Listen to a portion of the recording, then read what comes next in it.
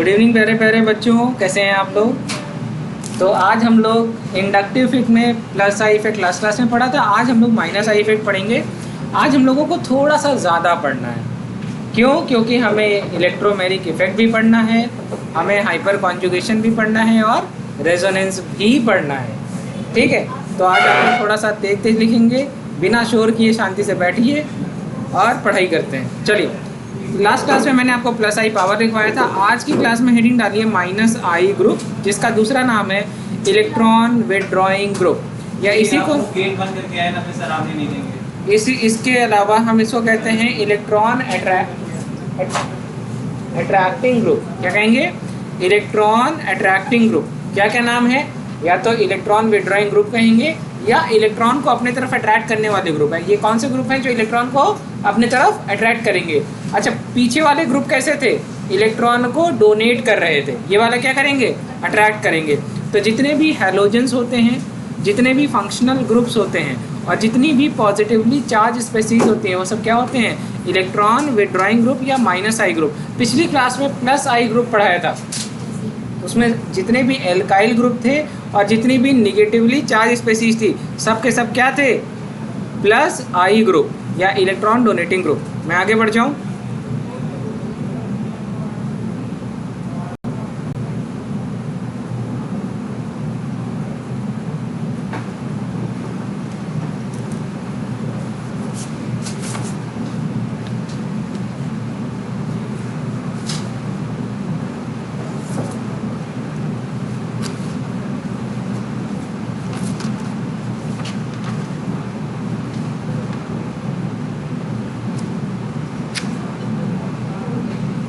हो गया?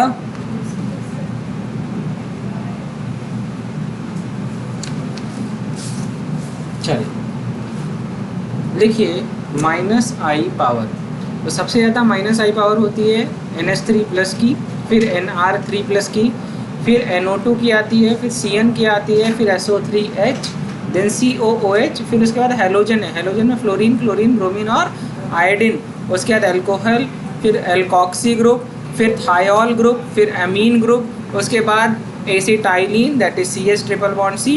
इसके बाद क्या है? एल्कीन, इसके पहले वाला एल्काइन है, उसके बाद एल्कीन है, उसके बाद देखो क्या लिखा है? Benzyl group. कौन सा ग्रुप? Benzyl group. अच्छा, अगर इसमें एल्काइल ग्रुप होता तो क्या होता? एल्कीन के बाद आता, उसके बाद क्या होगा? हाइड्रोजन। नोट कर लीजिए। इसके बाद हम जब बात करते हैं, अब यहीं से इम्पॉर्टेंट बात शुरू हो जाती है कि इंडक्टिव इफेक्ट का क्या फ़ायदा है, क्या इसके यूजेस हैं। सबसे पहली बात यह है कि कोई भी चार्ज स्पेसीज़ है, कोई भी चार्ज स्पेसीज़ है, जितना ज़्यादा उसके ऊपर चार्ज होगा उतना ज़्यादा वो रिएक्टिव होगी। चार्ज का मतलब ये रिएक्शन में पार्टिसिपेट करेगी। तो stability of charge species in inversely proportional to magnitude of charge. मतलब कोई चीज़ एक सिंगल पॉजिटिव है, कोई चीज़ डाई पॉजिटिव है, तो कौन ज़्यादा रिएक्टिव होगी? Di positive. मतलब कम स्टेबल कौन होगी? वो डाई पॉजिटिव वाली।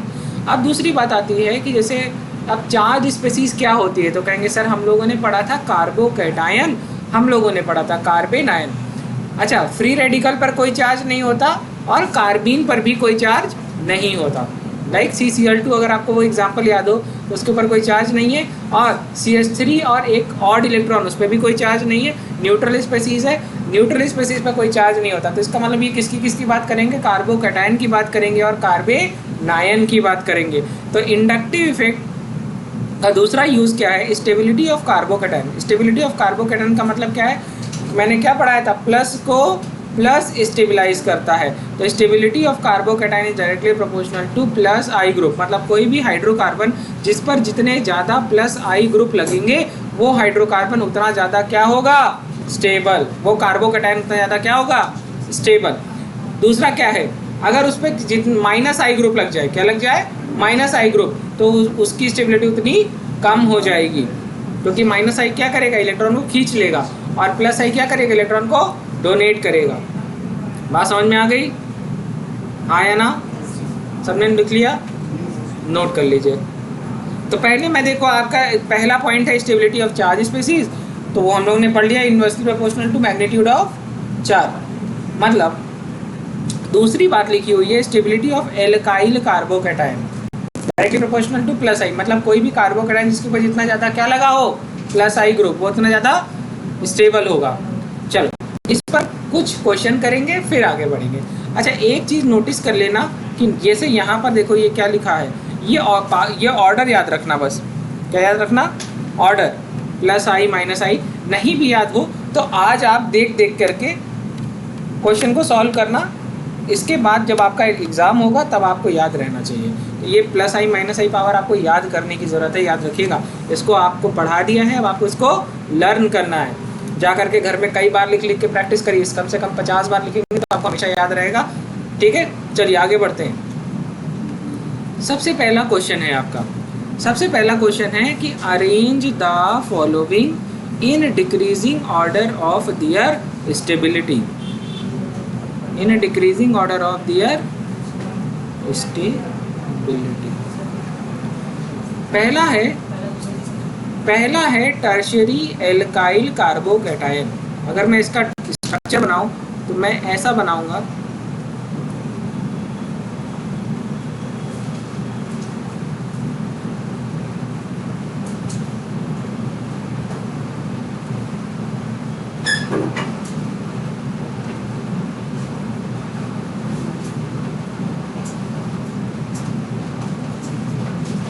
ये बात समझ में आ गई?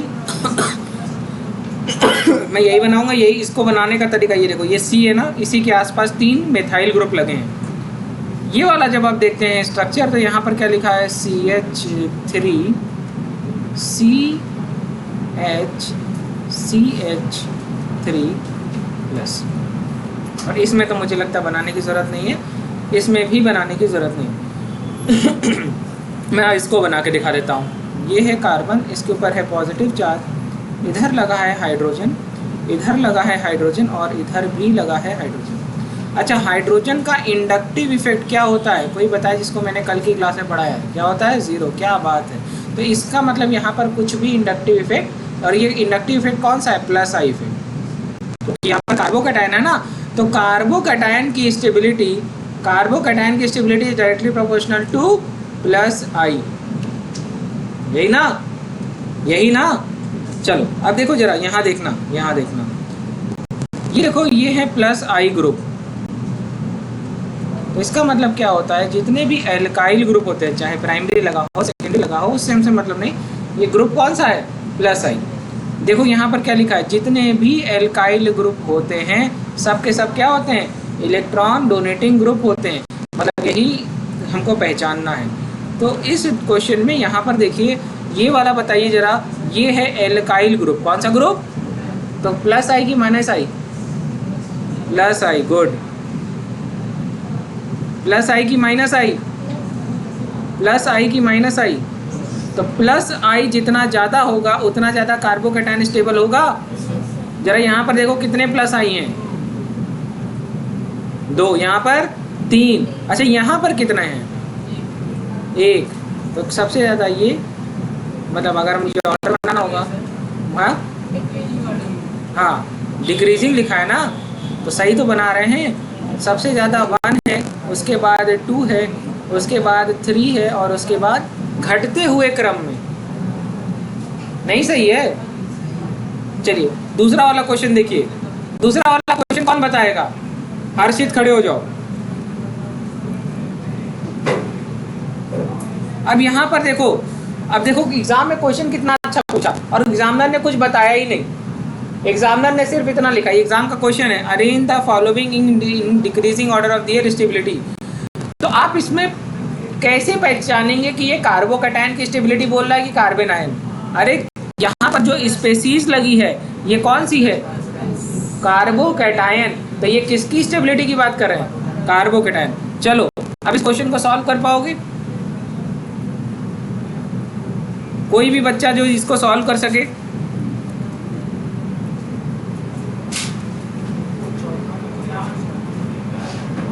हाँ कोई बोल तो रहा है। मैं साइड हो जा रहा हूँ, पहले एक बार देख लो। साइड नहीं हो जा रहा हूँ, मैं अपना कैमरा ही बंद कर दे रहा हूँ। आप देख लो, मेरे पीछे लगा हुआ है। अब देखिए, जल्दी बताइए, बहुत जल्दी। कौन बताएगा? हर्षित नहीं बता पा रहे हैं, कोई और है जो कोशिश कर सकता है, जिसको लगता है कि उसको नहीं आता लेकिन उसको सीखना है? मैं बताऊं? एक बच्चे ने बोला कि चौथा, फिर तीसरा,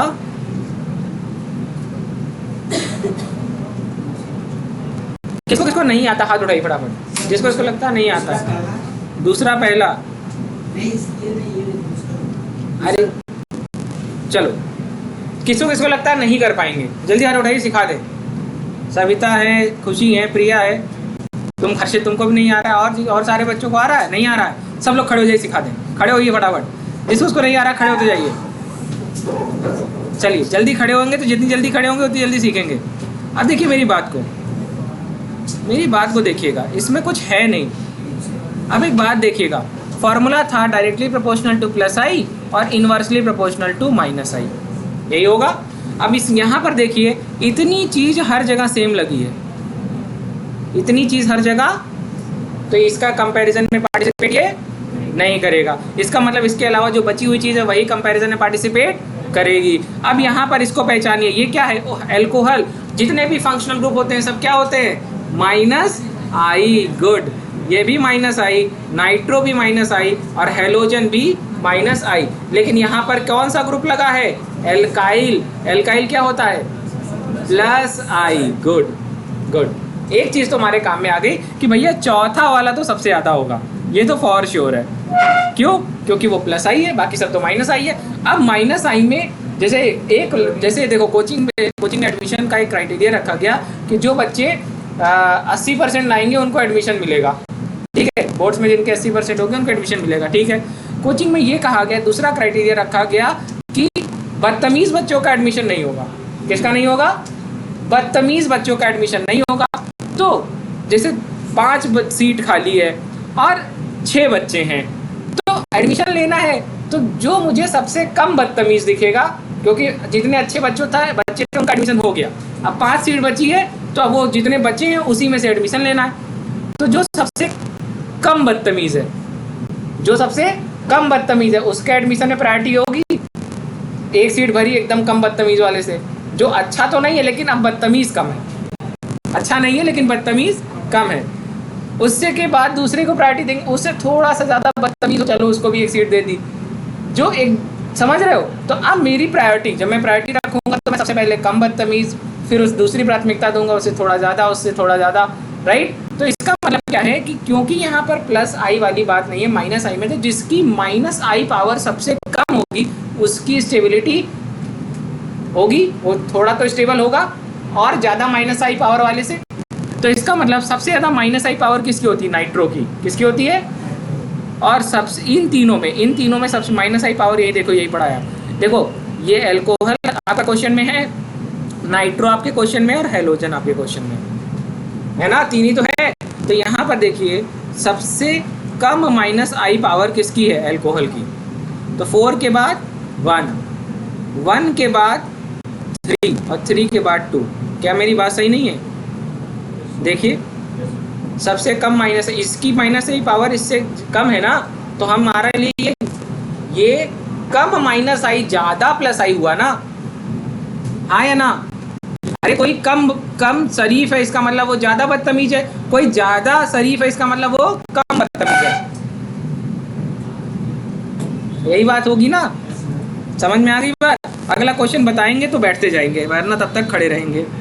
अब तो मैंने सिखा दिया, मैंने आपको ये तरीका बता दिया है कि आज मैं आपको इजाज़त दे रहा हूँ कि पावर आप देख करके अरेंज कर सकते हैं। तो अगला क्वेश्चन का जवाब देने के लिए पहले ही हाथ उठा लीजिए, तो उसी को पहला मौका मिलेगा।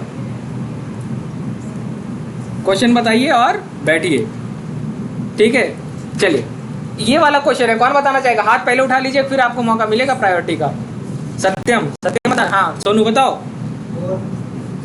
4, गुड, उसके बाद 3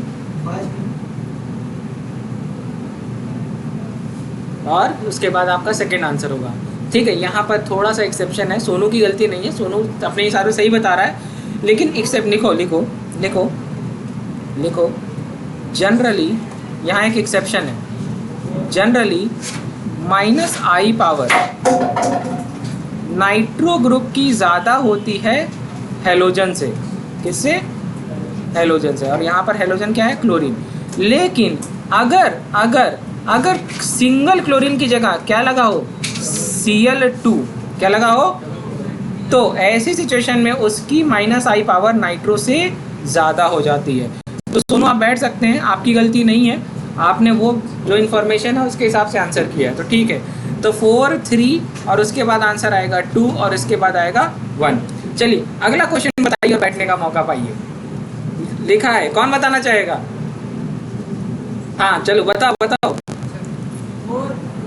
4 गुड, 4 गुड, 1 और इसके बाद 2 और इसके बाद 3। क्यों? क्योंकि यहाँ पर एक -I और यहाँ पर कितने -I हैं? 2 -I हैं। और यहाँ पर कितने -I हैं? 3 -I ग्रुप हैं, है ना?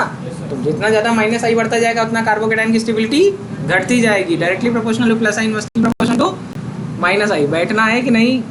पिछली बार दांत दर्द हो रहा था, आज पैर दर्द होगा। हाँ चलो लिखिए। अब ये है कार्बन आयन, क्या है? हाँ हाँ बैठ जाइए, सब लोग बैठ जाइए, ठीक है, कुर्सी बैठ जाओ।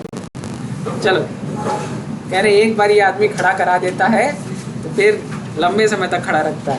चलिए यहाँ पर एक बात लिखी हुई है, stability of alkyl carbon ion. अभी इसके पीछे भी पढ़ाया था कार्बोकेटाइन के लिए, अब मैंने क्या पढ़ाया? Carbon ion. तो stability of carbon ion is directly proportional to minus को क्या कहानी बताई थी? प्लस को प्लस स्टेबलाइज करता है, तो माइनस को माइनस स्टेबलाइज करेगा। तो directly proportional to -I, inversely proportional to +I। अच्छा एक थोड़ी सी इंटरेस्टिंग बात बता रहे हैं। देखो जो एलिफैटिक स्पीसीज होती है उसमें रिंग नहीं होती। क्या नहीं होता? रिंग। और जब रिंग नहीं होगा तो रेजोनेंस नहीं होगा। तो मैं यहाँ पर कहीं पर भी आपको +R -R जैसी बात नहीं बोल रहा हूँ।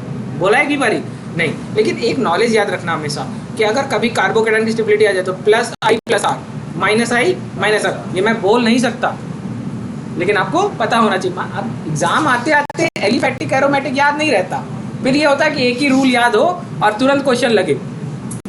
अपनी नॉलेज के लिए आगे मैं लिखवाऊंगा, लेकिन फिलहाल हम लोग यही पढ़ेंगे क्योंकि हम अभी तक एलिफैटिक पढ़ रहे हैं। जब एरोमेटिक पढ़ेंगे जहाँ से रेजोनेंस आएगा वहीं से हम लोग एरोमेटिक के हाइड्रोकार्बन के बारे में पढ़ेंगे, जैसे बेंजीन रिंग, बेंजीन के बारे में, ठीक है, क्लोरोबेंजीन, नाइट्रोबेंजीन, ठीक है, amine that is aniline, benzylic amine is benzenic, nitrogen is aniline. चलो नोट कर लीजिए। Stability of carbon ion is directly proportional to -I -R। ये समझ में आ गया? -I। अब यहाँ से एक क्वेश्चन दूँ, द क्वेश्चन इज CH3 का होल थ्राइस CH3 का whole twice CH CH3 CH2 और CH3 बाहर से खड़े हो जाइए। कुछ चलो अच्छा डिक्रीजिंग बता दो, डिक्रीजिंग ऑर्डर ऑफ, ठीक है कोई बात नहीं। और कोई बताना चाहेगा? अब ये मार खाएंगे तभी ये सुधरेंगे। ये कार्बन आयन है, आपने जो देखा वो कार्बोकेटायन था। तो कार्बन आयन किधर है? किधर? एल्काइल कार्बन आयन, C- का मतलब कार्बन आयन। कार्बन आयन की स्टेबिलिटी किस पर डिपेंड करेगी? और ये सब ग्रुप कौन से हैं?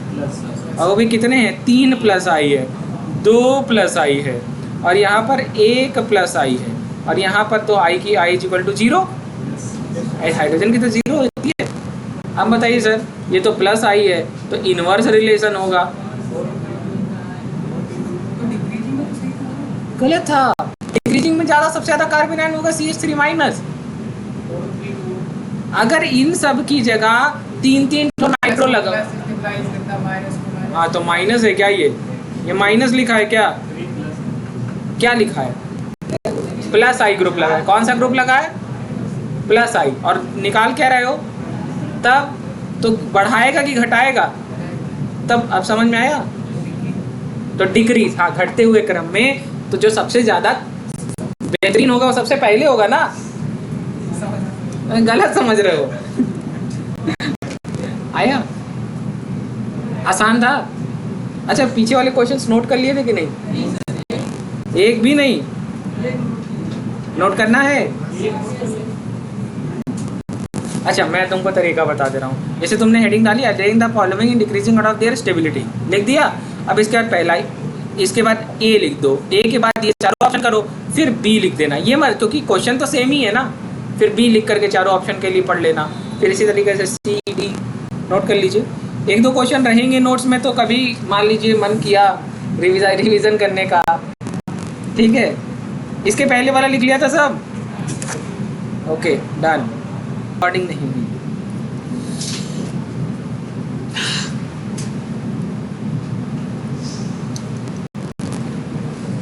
चलिए, acidic strength of aliphatic carboxylic acid या अल्कोहल की जब हम बात करते हैं तो क्या बात करते हैं? Capacity to donate H ion. मतलब कोई भी एसिड रहती है वो क्या होती है? एचाइन डोनर होती है। अगर आप एसिड की बात करें तो एसिड अपने एक स्टेट में क्या होगी, तो जैसे डालेंगे पानी में तो क्या होगा, वो टूटेगा आयन, अपने आयनिक फॉर्म में, कार्बोक्सिलेट आयन और H+ आयन। या H+ आयन यहाँ पर किस फॉर्म में, स्टेबल फॉर्म में आएगा, H3O+, that is hydronium ion. जब हम बात करते हैं कार्बोक्सिलेट आयन या अल्कोहल की बात करें तो अल्कोहल का जो एल्कोक्साइड आयन है, actually these are the conjugate base of that acid और अल्कोहल, राइट। तो जैसे मैं बात करता हूँ कार्बोक्सिलेट आयन की, तो carboxylate ion is the conjugate base of carboxylic acid. अगर मैं बात करता हूँ एल्कोक्साइड आयन की, तो alkoxide ion is the conjugate base of alcohol. इसका मतलब क्या है, यहाँ पर हमको एक चीज़ सीखने वाली है, that is very important, that acidic strength is directly proportional to stability of conjugate base. अब कॉन्जुगेट बेस की स्टेबिलिटी, कॉन्जुगेट बेस के ऊपर कौन सा चार्ज, नेगेटिव, तो माइनस को कौन स्टेबलाइज करता है? माइनस। तो यहाँ पर देखिए एक बात समझ में आती है कि कोई ये है कोई कॉन्जुगेट बेस, कौन सा बेस है? कॉन्जुगेट बेस है। और इस कॉन्जुगेट बेस पर लगने वाला ग्रुप, इस कॉन्जुगेट पर बेस पर लगा हुआ ग्रुप, अगर ये ग्रुप क्या है, -I है, तो ये क्या करेगा, इलेक्ट्रॉन विड्रॉ करेगा। तो हमको ये पता है stability is inversely proportional to magnitude of charge. तो यहाँ पर चार्ज कम होगा इस स्पीसीज के ऊपर, तो इसकी स्टेबिलिटी बढ़ेगी। और अगर ये ग्रुप +I होगा तो ये क्या होगा, इलेक्ट्रॉन डोनेटिंग ग्रुप है, और ये इस स्पीसीज में चार्ज बढ़ाएगा, जिसकी वजह से इसकी स्टेबिलिटी घटेगी। तो इस हिसाब से हमको ये समझ में आ गया कि, और हमको ये पता है कि कॉन्जुगेट बेस की स्टेबिलिटी एसिड की स्टेबिलिटी डिसाइड करती है। तो acidic strength is directly proportional to -I - R and inversely proportional to +I+R। इसी तरीके से जब मैं आपको आयनिक इक्विलिब्रियम नाम का एक चैप्टर पढ़ाऊंगा, तो वहाँ पर पढ़ाऊंगा K और Kb, equilibrium constant of acid K और equilibrium constant for base is Kb, ठीक है। दैट इज रिएक्शन कांस्टेंट भी कहते हैं इसको कभी कभी। तो inversely directly proportional to K and inversely proportional to pKa, right. क्योंकि एसिड है तो K और pKa बोलेंगे, बेस होगा तो क्या कहते हैं, Kb और pKb। बात समझ में आ गई? माफ कीजिएगा, समझ में आ गई? यहाँ तक लोग नोट कर लिया। अब हम लोग आगे की बात करते हैं, एसिडिक स्ट्रेंथ। अच्छा, जितना ज़्यादा एचाइन डोनेट करेगा वो उतना अच्छा एसिड होगा, और जितना ज़्यादा एचाइन रिलीज होगा उतना पीएच ज़्यादा कि पीएच कम। जितना ज़्यादा कोई भी चीज़ एसिडिक होगी पीएच उसका उतना कम, इसका मतलब उसमें एचाइन की कंसंट्रेशन उतनी ज़्यादा। तो acidic strength is directly proportional to H ion concentration को लिखने का तरीका है ना ब्रैकेट में लगा करके, और inversely proportional to pH. It is directly proportional to stability of conjugate base, लिखवाया है ना, नोट करो। And inversely proportional to charge, उसी पेज पे नोट करो बेटवा, जो पीछे आप पेज लिखे थे जिसमें डायरेक्टली प्रोपोर्शनल लिख रहे थे ना दो, उसी के नीचे लिख डालो कंटिन्यूएशन में।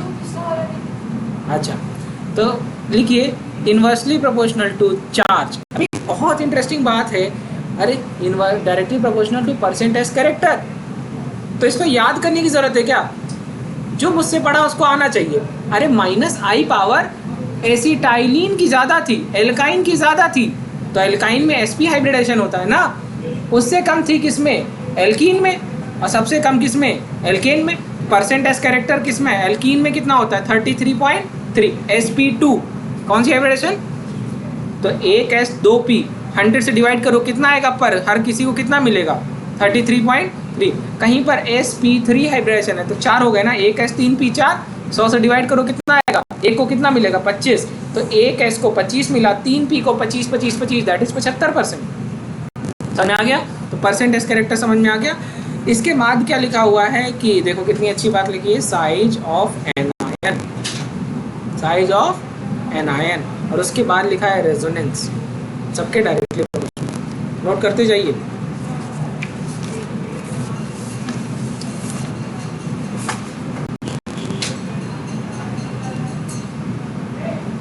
ठीक है,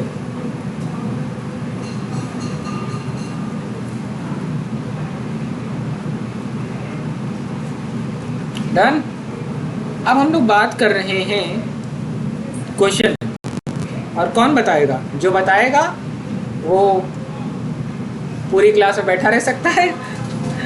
चलो खुशी तुम बताओ, खुशी ना, चलो तुम बताओ पहला क्वेश्चन, और हमको बताना है एसिडिक। सब लोग क्वेश्चन भी नोट करते रहिए साथ साथ में। अच्छा, पहला क्वेश्चन है वाटर और अल्कोहल कौन ज़्यादा एसिडिक? वाटर ज़्यादा एसिडिक देन अल्कोहल। चलो चलो, तुम्हारी किस्मत अच्छी थी, तुम बच गई। इसको देखो करते कैसे हैं, हमेशा याद रखना। क्वेश्चन करने का तरीका सिखा दे रहा हूँ। हमेशा देखेंगे कि दोनों चीज़ में कॉमन क्या है। ये दोनों में कॉमन है तो इसका मतलब लगी हुई ये वाली चीज़ से ही डिसाइड हो रहा है। तो एल्काइल ग्रुप कौन सा ग्रुप है? प्लस आई, और हाइड्रोजन का इंडक्टिव इफेक्ट क्या होता है? 0। तो माइनस आई चाहिए था, माइनस आई नहीं है, तो जो सबसे कम प्लस आई वाला होगा वही हमारे काम का। तो ये वाला इंडक्टिव, ये वाला, उससे ज़्यादा, उससे कम ये। बात समझ में आ गई? बैठ जाओ। अब कौन बताएगा? हाथ उठाओ अपने आप से। तुम बताओगे बेटा? क्या नाम है आपका? साहिल, राइट? बताएंगे? क्यों नहीं बताएंगे? चलो खड़े हो, तुम्हें सिखाएं। मैं बता लेता हूँ। चलो यहाँ देखो, क्वेश्चन करने का क्या तरीका बताया था मैंने। सबसे पहले वो कॉमन चीज़ देखेंगे जो सब में कॉमन है। यहाँ तक सी ठीक है? इसके बाद की लगी हुई चीज़ ही डिसाइड कर रही है। यहाँ पर हाइड्रोजन है तो हाइड्रोजन का इंडक्टिव इफेक्ट मेथाइल, 1 प्लस आई। हाँ हाँ, 1 2 3 4, गुड। तो क्यों नहीं बता तो लिए खुद से। ये देखो यहाँ पर 2 प्लस आई ग्रुप लगे हैं, कितने? और यहाँ पर कितने लगे हैं? समझ में आ गई बात? और इनवर्स रिलेशन है। कैसा रिलेशन है? Directly proportional to minus I और इनवर्सली प्रोपोर्शनल टू प्लस आई। बैठ जाओ।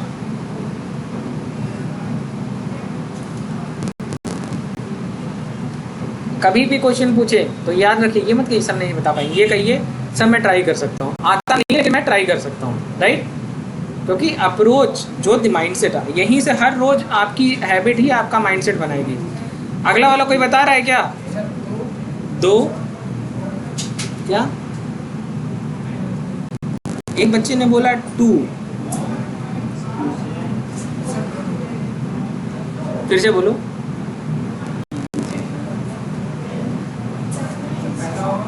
पहला होगा, तीसरा।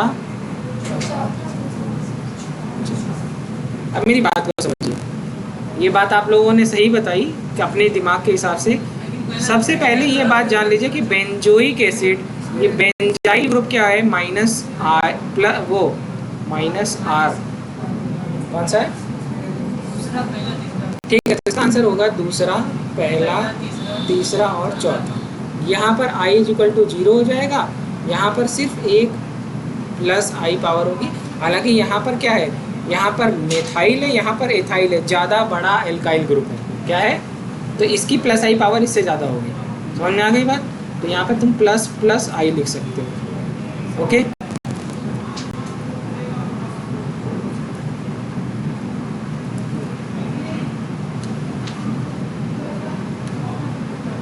नोट करिए।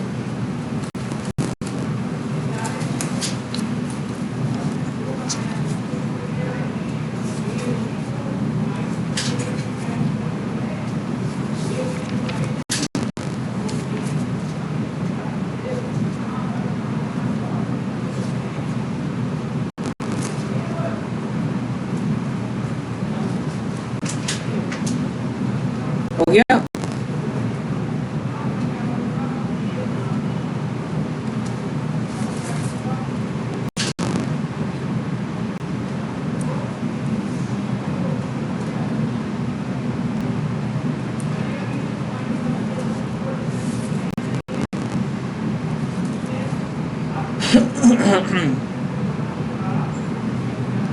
हो गया।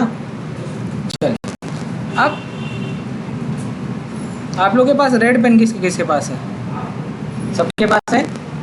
चलिए, और रेड पेन का इस्तेमाल कीजिए पहले तो कुछ सिखा दें। ये ज़रूरी है, ये इसलिए ज़रूरी है ताकि आपको वो दिमाग में याद रहेगी एग्ज़ाम के टाइम पर।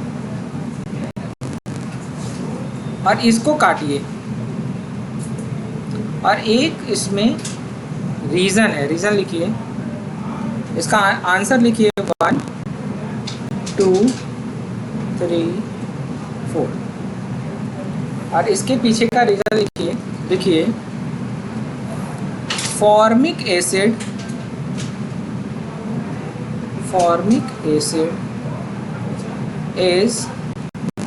is stronger acid than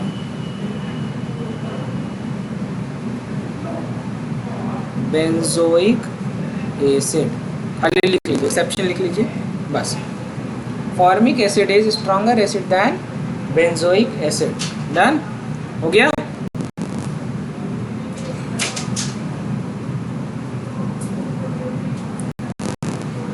आगे बढ़ जाएं। Formic acid is stronger acid than benzoic acid.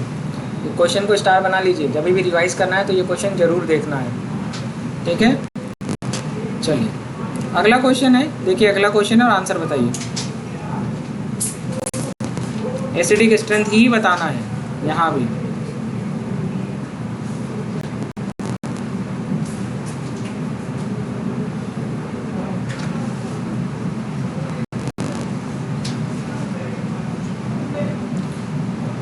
क्या होगा 1 2 3 4, यही होगा ना। अरे फ्लोरीन की एसिडिक स्ट्रेंथ क्लोरीन से ज़्यादा होती है, फिर लिखा भी है माइनस आई पावर, तो 1 2 3 4 आंसर होगा ना। बना लीजिए।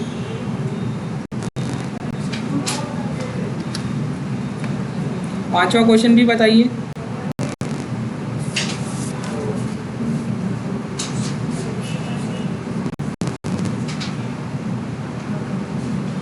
पांचवा क्वेश्चन क्या होगा, पहले लिखते जाइए साथ साथ में।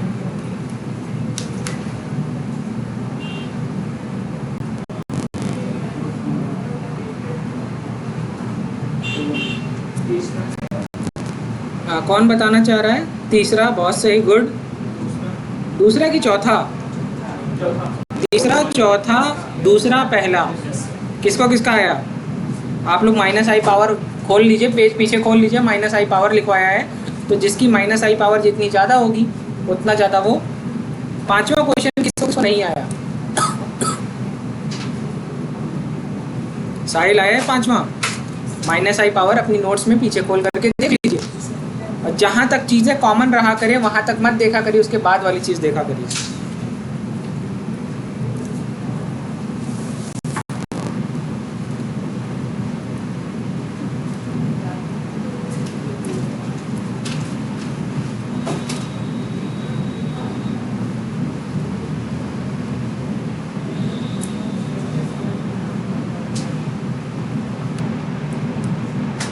चलिए ये वाला क्वेश्चन भी हो गया।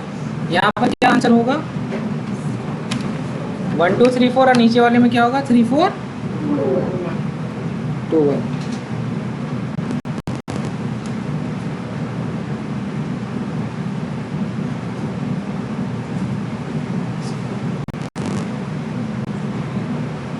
चलिए इसके बाद ये वाला क्वेश्चन देखिए।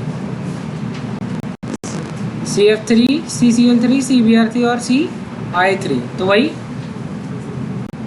क्या होगा? 1 2 3 4। कोई दिक्कत क्या है इसमें?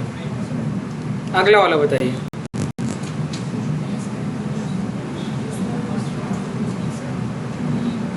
अपना क्वेश्चन पेपर को जिसको लगता है कि उसको नहीं आ रहा वो तुरंत माइनस आई पावर खोल ले।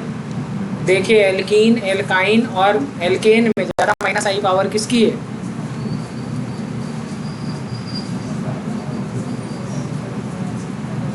देखो क्या लिखवाया है, acetylene CH triple bond C लिखवाया है, उसके बाद CH2 डबल बॉन्ड CH लिखवाया है, उसके बाद बेंजीन लिख दिया, हालांकि बीच में आप एल्केन डाल सकते हो। तो इसमें क्या, इसका मतलब क्या है? इस सबसे ज़्यादा किसकी होगी? उससे के बाद क्या आता है सबको? पीछे तुम खोल ही नहीं रहे, तुमको आ कहाँ से रहा? माइनस आई पावर। अरे हमको यह सर आप पढ़ा रहे तो सही पढ़ा रहे होंगे। ये वाला बताओ, ये वाला क्वेश्चन अच्छा है, ये सब क्वेश्चन जाके नोट कर लीजिएगा, ठीक है? मैं अपलोड कर दूंगा कि नोट करना है। कर दे बैक। अरे अभी पूरा इंडक्टिव इफेक्ट पढ़े, अभी इलेक्ट्रोमैग्नेटिक है।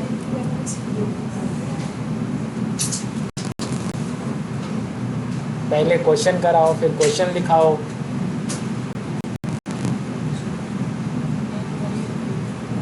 हाँ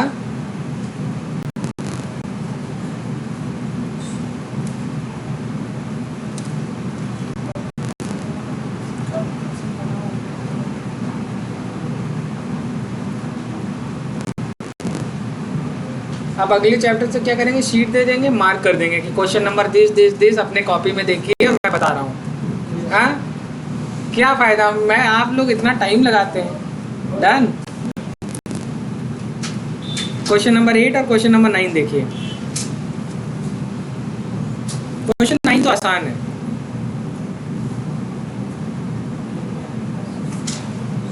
क्वेश्चन 9 कौन बताएगा?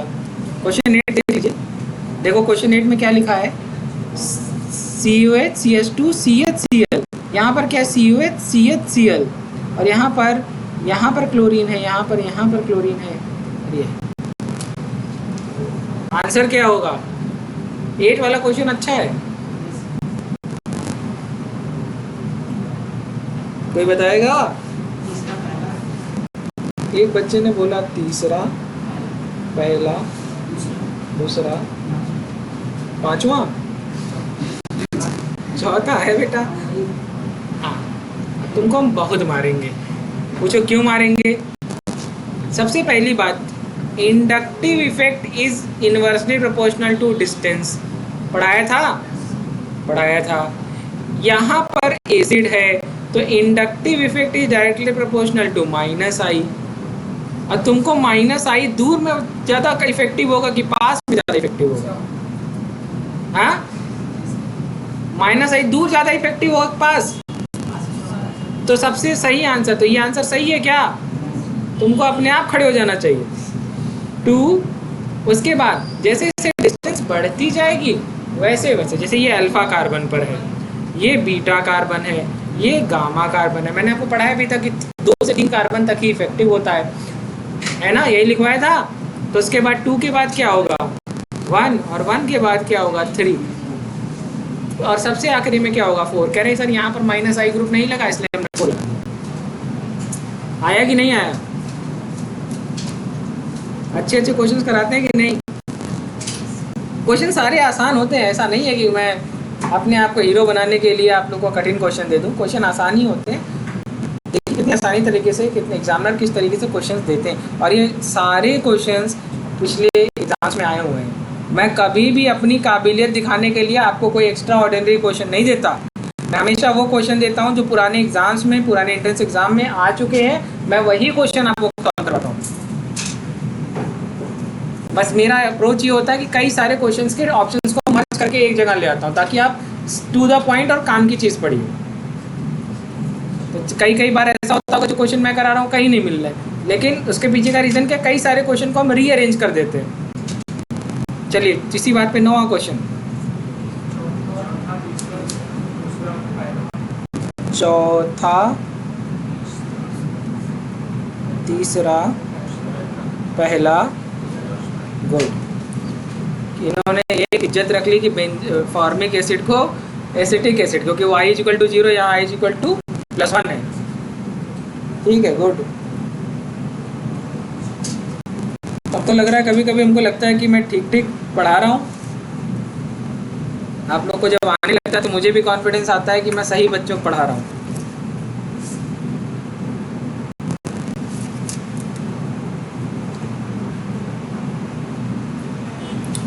हो गया? ये तो था एसिडिक स्ट्रेंथ एसिड और एल्कोहल की। अब मैं पढ़ाने जा रहा हूँ इंडक्टिव इफेक्ट का ही दूसरा इफेक्ट किस पर आता है, बेसिक स्ट्रेंथ किसका, अमीन्स। चलें पढ़ें। डन। हेडिंग डालिए बेसिक स्ट्रेंथ ऑफ एलिफैटिक अमीन एक बात याद रखना, एक जानकारी के लिए बात याद रखना, एलिफेटिक अमीन हमेशा ही ज़्यादा बेसिक होते हैं एरोमेटिक अमीन से। मतलब कहीं पर भी 2-3 स्ट्रक्चर बना हो तो उसमें सबसे पहले एरोमेटिक को छाट करके किनारे कर देना कि तुम बाद में आना, पहले हमेशा एलिफेटिक उसके बाद एरोमेटिक। तो ये बात जानते रहिए नॉलेज के लिए। तो अब यहाँ पर क्या बात लिखी है कि बेसिक स्ट्रेंथ ऑफ एमीन या एलिफेटिक अमीन, बेस क्या होते हैं? Electron pair acceptor. क्या होते हैं? H ion acceptor. तो capacity to accept H ion, capacity to accept एचाइन।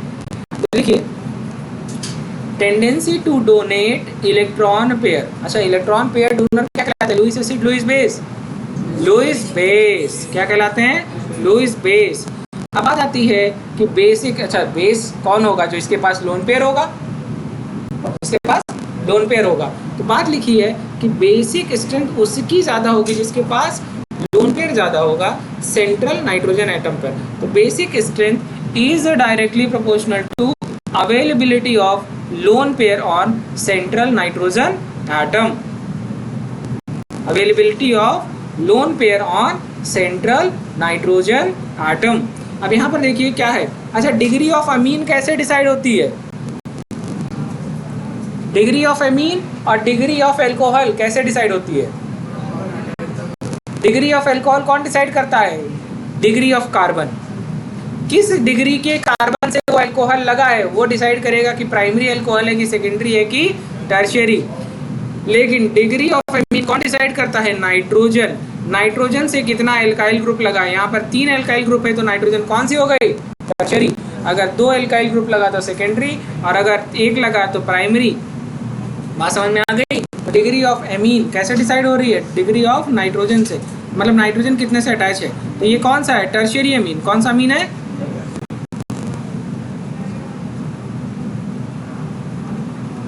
ये कौन सी अमीन है? ये कौन सी अमीन है? और ये क्या है? अमोनिया। कौन है अमीन? हाँ कह रहे हैं, कुछ नहीं दिख रहा तो अमीन बोल दो, अमोनिया। अब एक बात को समझिए, देखो लिक्विड स्टेट और गैसियस स्टेट दो डिफरेंट स्टेट। वेपर स्टेट या गैसियस स्टेट में जो बेसिक स्ट्रेंथ है वो है tertiary amine, secondary amine, primary amine और अमोनिया।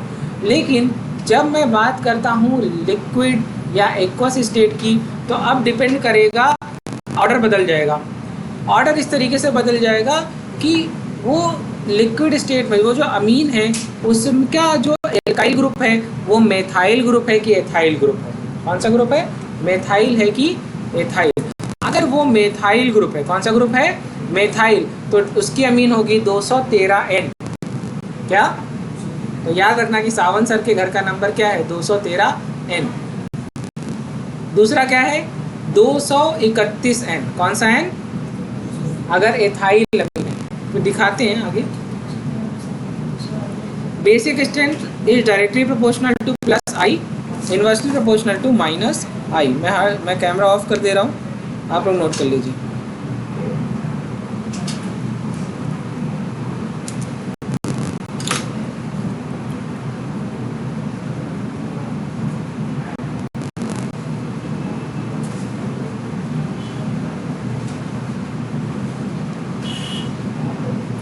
क्या पढ़ा हम लोगों ने? In vapour phase gaseous state या non polar solvent, presence of non polar solvent जैसे कि CCl4, जैसे कि बेंजीन, जो बेसिक स्ट्रेंथ है अमीन की वो किस पर डिपेंड करती है? Inductive effect. तो directly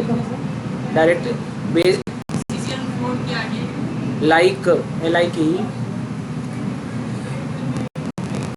directly proportional to plus I and inversely proportional to minus I. तो इसका ऑर्डर क्या होगा? Tertiary amine, secondary amine, primary amine और अमोनिया। मैंने 3 डिग्री 2 डिग्री 1 डिग्री लिख दिया। समझ आ रहा है ना किसकी बात हो रही है? अमीन पढ़ रहे हैं तो अमीन की ही बात होगी।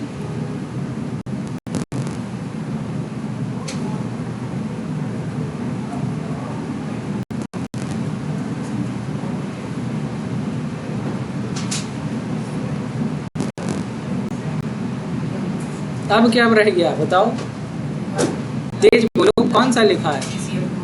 हाँ CCl4 और बेंजीन लिखा है। लाइक, अरे लाइक नहीं दिख रहा तुम लोग को, LIKE यार, W दिख रहा है यार। मैं डॉक्टर हूँ कि इतना साफ लिखता हूँ, तब तुम लोग को नहीं समझ में आता, कैसे समझ में आएगा?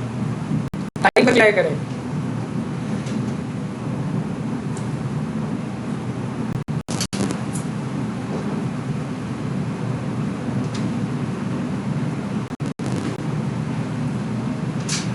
आगे बढ़ें, इजाज़त है। अब तुम लिखना शुरू किए, तुम रहने दो, आज घर से लिखना। चले, देखिए बात लिखी हुई है, इन एक्वस स्टेट। अच्छा, गैसियस स्टेट में देखो एग्जाम में क्वेश्चन आया, ये क्वेश्चन आया था एम्स में, पहले एम्स का एग्जाम होता था तब क्वेश्चन आया था कि असर्शन आया था कि इन एक्वस स्टेट जो बेसिक स्ट्रेंथ है अमीन की वो किस पर डिपेंड करती है। तो गैसियस स्टेट में सिर्फ इंडक्टिव इफेक्ट पे करती थी, गैसियस स्टेट में सिर्फ, लेकिन एक्वस स्टेट में ये इंडक्टिव इफेक्ट पे भी डिपेंड करती है, सॉल्वेशन इफेक्ट या जिसको हाइड्रेशन इफेक्ट या हाइड्रोजन बॉन्डिंग कहते हैं, और तीसरा है स्टेरिक इफेक्ट। कौन सा इफेक्ट? Steric effect. तो तीनों पर डिपेंड करती है, जबकि गैसियस में सिर्फ इंडक्टिव पे, और एक्वस स्टेट में किसमें इंडक्टिव, सॉल्वेशन और स्टेरिक इफेक्ट। ठीक है, अब यहाँ पर कुछ ऑर्डर की बात है कि भैया बेसिक स्ट्रेंथ का ऑर्डर क्या होगा। लिखा है अगर एल्काइल ग्रुप मेथाइल है, कौन सा है? मेथाइल, तो ऑर्डर होगा 213N, और अगर एल्काइल ग्रुप एथाइल है तो ऑर्डर होगा 231N। क्या होगा? That is 231N, secondary, tertiary, primary, ammonia. और यहाँ क्या है? सेकेंडरी, प्राइमरी, टर्शियरी और अमोनिया। समझ में आ गई बात? क्या लिखा हुआ है, या और एक्सप्लेन्ड तरीके से लिख दूँ? बोलिए।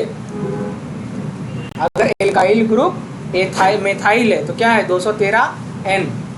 हम डॉक्टर हैं, डॉक्टर क्या क्या मिलेगी? स्पिरिट। स्पिरिट क्या होती है? Methyl alcohol. तो क्या है? मैंने बोला था ना, ये मेरे घर का एड्रेस है, 213N। हाँ, ये आप लोग के घर का एड्रेस है, आप क्या क्या मिलेगी? एथाइल, एथाइल वाली। हाँ चलिए, जानते नहीं एथाइल वाली? हाँ, कौन सा बैक्टीरिया की फंजाई, कौन सा फंगस जिसका नाम है ईस्ट, सैक्रोमाइसिस सेरेविसे, रिवर्स ईस्ट कहते हैं। क्या कहते हैं? Reverse east. तो ये बनाने वाली फैक्ट्री में यूज़ होता है, एक खमीर नहीं ईस्ट होता है।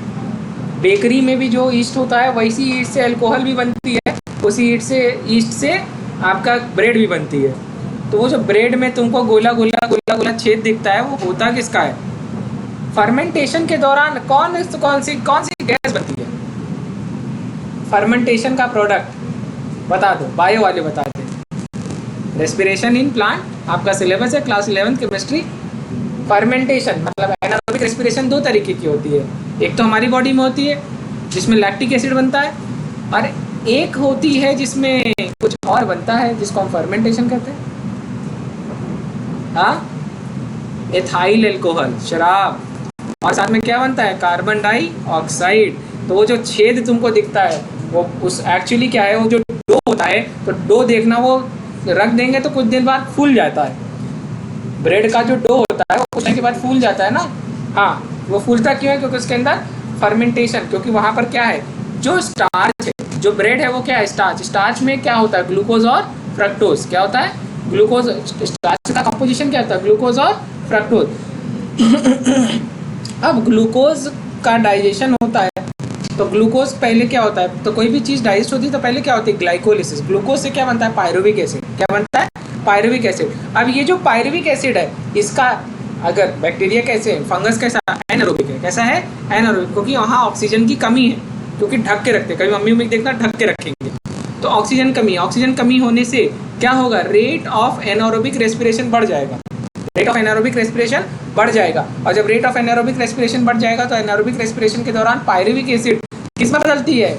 एथाइल अल्कोहल और कार्बन डाइऑक्साइड। अच्छा, यही रीज़न भी है यही रीज़न भी है कि जो ब्रेड होती है, ब्रेड के अंदर एथाइल अल्कोहल बन रहा है और क्या बन रहा है, कार्बन डाइऑक्साइड। अच्छा, एथाइल अल्कोहल बहुत आसानी से वेपराइज हो जाती है, तो जैसे ही आप भट्टी में डालेंगे वो एथाइल अल्कोहल क्या होगी, जल करके निकल जाएगी और वो जो खाली खोखली जगह बच जाएगी। अच्छा, कोई चीज़ अंदर से जलेगी तो तुरंत कड़ी हो जाएगी। तो ब्रेड में वो जो वाइट्स बनते हैं, जो दीवार जैसे बन जाती है, वो बनती क्यों है, पहले तो उसके अंदर एयर ट्रैप थी और जैसे आपने हीट किया अचानक से बहुत तेज़ी से, तो वो क्या हो गए, तुरंत सॉलिडिफाई हो गए। तो क्या हो गया, क्या मतलब कभी कभी समझ नहीं आता क्या करूँगा मैं इतने ज्ञान का। चलें आगे बढ़े, नोट करो। अगर वो एल्काइल ग्रुप एथाइल है तो क्या होगा, 231 इन, और अगर मेथाइल है तो क्या है, 213। याद रखिए, एग्जाम आएगा तो यही भूलोगे, 213 की 231। तो कुछ दिमाग में ट्रिक बना लीजिए। मेथाइल 213 एन और एथाइल में क्या है 231। जैसे याद करने का दूसरा तरीका है 2 + 1 3। एथाइल में 3 और 3, 2 1 3 हो गया और 3 हो गया। हाँ, 2 1 3 है ना। और एथाइल में 3 और 2 5। देखो 5 हाइड्रोजन है, देखो उसमें 3 हाइड्रोजन है, 3 और 2 5 एथाइल। ऐसे याद रखने का एक मतलब दिमाग में। देखो जब एग्जाम होगा ना, मैं तुमको सच बता रहा हूँ, जब आपका एग्जाम होगा तो आपको ये सब कुछ याद नहीं होगा। आपको याद होगा सावन सर ने क्लास में क्या बोला था, आपको ट्रिक्स याद आएंगे, आपको वो निमोनिक्स याद आएगा कि यार वो, क्योंकि यही सब चीज़ है जो दिमाग में रह जाती है। अगर आपको एग्जैक्ट टर्म नहीं याद, तो आपने अपनी कॉपी में लिखते समय कोई दूसरे कलर का यूज़ किए होंगे, अरे यार वो जो मैंने लाल कलर से लिखा था वो ऐसा था। दिमाग इस तरीके से पकड़ता है। चलिए नोट करिए, हेडिंग डालिए बेसिक स्ट्रेंथ। तो देखिए क्या लिखा हुआ है, directly proportional to plus I, inversely proportional to minus I. तो directly proportional to K B, inversely proportional to P K B. इसी बात पे नीचे लिखा हुआ है, क्वेश्चन सॉल्व कर दीजिए, मज़ा आ जाए, खुशी बताएगी ये क्वेश्चन। हम पूछते, हमारी बहन से नहीं पूछते। सविता तुम बताओ, ये नीचे लिखा हुआ क्वेश्चन, बाकी लोग लिखते रहिए। सविता गलत बताएगी तो खुशी खड़ी होगी।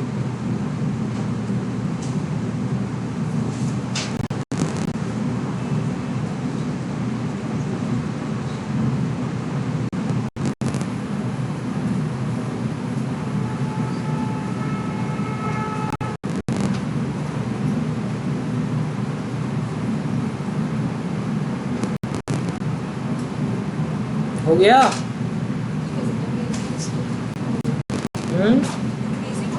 हाँ,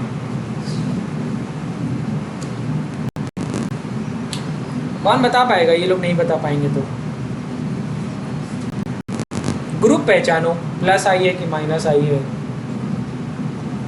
जो चीज़ कॉमन है उसके अलावा बची हुई सारी चीज़ क्या है, ग्रुप। जो चीज़ कॉमन है उसके अलावा बची हुई सारी चीज़, तो इसका मतलब NH2 ही कॉमन है, उसके अलावा बची हुई सारी चीज़ें क्या है, ग्रुप।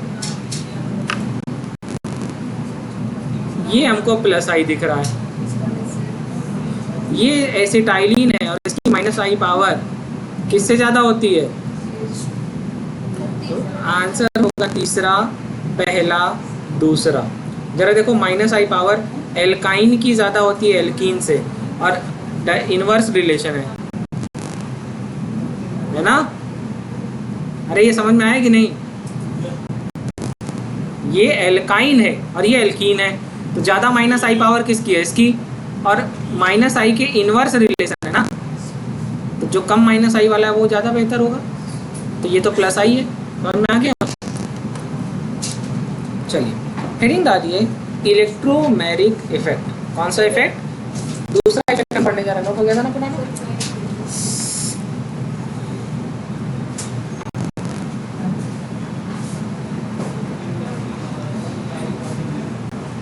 जल्दी आ गए बच्चों तुम लोग। अब बैग खोलने नहीं, बैग बंद करने का टाइम आ रहा था।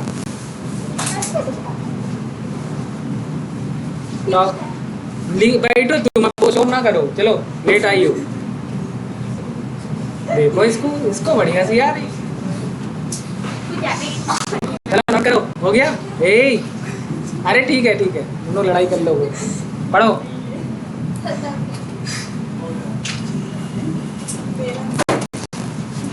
हो गया। ये आने वाले समय में एक पूरी रो लड़कियों की बनाऊंगा, एक रो लड़कों की, ना अगल बगल बैठोगे ना लड़ोगे। हेडिंग डालिए इलेक्ट्रोमेरिक, बोलते बहुत हो तुम लोग, इलेक्ट्रोमेरिक इफेक्ट।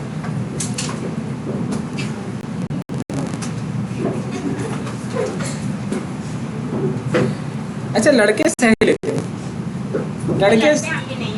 लड़के इस तरीके के होते हैं, जैसे हम लोगों का सीन होता है, लड़कों का सीन ये होता है कि जैसे मान लो कोई दोस्त है, तो दोस्त कभी अच्छा बोल ही नहीं सकता। मतलब हम लोगों की दोस्ती में इस तरीके का होता है कि सामने कभी अच्छा बोल ही नहीं सकते, या तो वो तुम्हारा लड़का होगा या तो तुम उसके पापा या दादा होगे, मतलब हमारा कुछ अली बाप बेटे वैसा रिलेशन होता है, या तो कोई चाचा होगा, इस टाइप का होगा। और बाद में जब वो लड़का चला जाएगा तो उसकी कोई बुराई नहीं करता है, कहता है अरे भाई अपना हीरा आदमी है, हाँ ऐसे मतलब तारीफ होती है। लड़के बैक बिचिंग नहीं करते, लड़के पीछे तारीफ करते रहे, यार बड़ा बहुत बेहतरीन आदमी है, बढ़िया आदमी है, भाई है अपना। लड़कियों क्या, लड़कियां सामने इतना पैम्पर करेंगी एक दूसरे को, ओ हाँ कितनी क्यूट लग रही हो, कितनी स्वीट फोटो है, वाह एंजल। और पीठ पीछे भाई पता नहीं क्या समझती है अपने आप को। देखा था उसके बाल देखे थे कैसे खड़े खड़े बाल थे, हाँ छपरी लग रही थी। लड़कों को जो बोलना वो मुंह पे बोल रहे, लड़का तैयार होके चला आया तो कह रहा अबे भाई चूतिया लग रहा। अब लड़के को डाउट हो रहा है, और लड़के की जब लड़का तारीफ कर दे उस दिन तो वो लड़का सोचेगा भाई हम सबसे बुरे लग रहा है। ये लोग नहीं समझेंगे। दोस्ती तो भाई लड़कों की ही अच्छी होती है। हाँ लड़कियों में ये होता है, लड़कियों की दोस्ती मैंने ऐसे देखी है, देखो यहाँ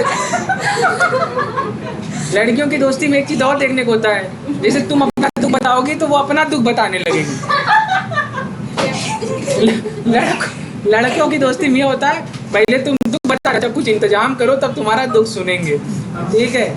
हाँ चलो कहीं समोसा खा ले तब दुख सुनते रहेंगे तुम्हारा, फिर सलूशन देते हैं। चलो अब यहाँ पर देखो, पढ़ लिया, बहुत बता दिए। हेडिंग डालो इलेक्ट्रोमेरिक इफेक्ट। इलेक्ट्रोमेरिक इफेक्ट्स देखो, अभी इसके पहले जो इफेक्ट पढ़ा था वो परमानेंट था, है ना। Inductive effect is permanent effect. यही एक पूरे में इफेक्ट है जो टेम्परेरी है, ठीक है, सबसे पहली बात। और यहाँ पर क्या हो रहा है, there is transfer of pi electron. क्या हो रहा है, पाई इलेक्ट्रॉन का ट्रांसफर हो रहा है on demand of attacking species. Attacking species को क्या कहते हैं, attacking reagent, like electrophile, like nucleophile, right. तो अटैकिंग रिएजेंट क्या हो सकते हैं, आर करके गोला बना दिया, रिएक्टेंट नहीं है, क्या लिखा है, रिएजेंट लिखा है। अटैकिंग स्पीसीज का मतलब ही है रिएजेंट। तो रिएजेंट क्या हो सकता है, इलेक्ट्रोफाइल हो सकता है या न्यूक्लियोफाइल हो सकता है। नीचे एक बहुत अच्छा सा क्वेश्चन है, इसमें से कौन सी स्पीसीज इलेक्ट्रोमेरिक इफेक्ट नहीं शो करेगी। आंसर लिख लीजिए, ईथर। क्यों नहीं शो करेगी, कोई बता सकता है। डबल बॉन्ड है। क्या बात है सोनू शर्मा, अगर आज आप इनाम, मतलब आज शर्त लगी होती तो आप इनाम जीत जाते। बिल्कुल सही जवाब दिया इन्होंने, क्योंकि इलेक्ट्रोमेरिक इफेक्ट होने के लिए पाई बॉन्ड होना जरूरी है, और इसमें कहीं पाई बॉन्ड नहीं है। तो लिख लो भैया, पाई बॉन्ड एब्सेंट।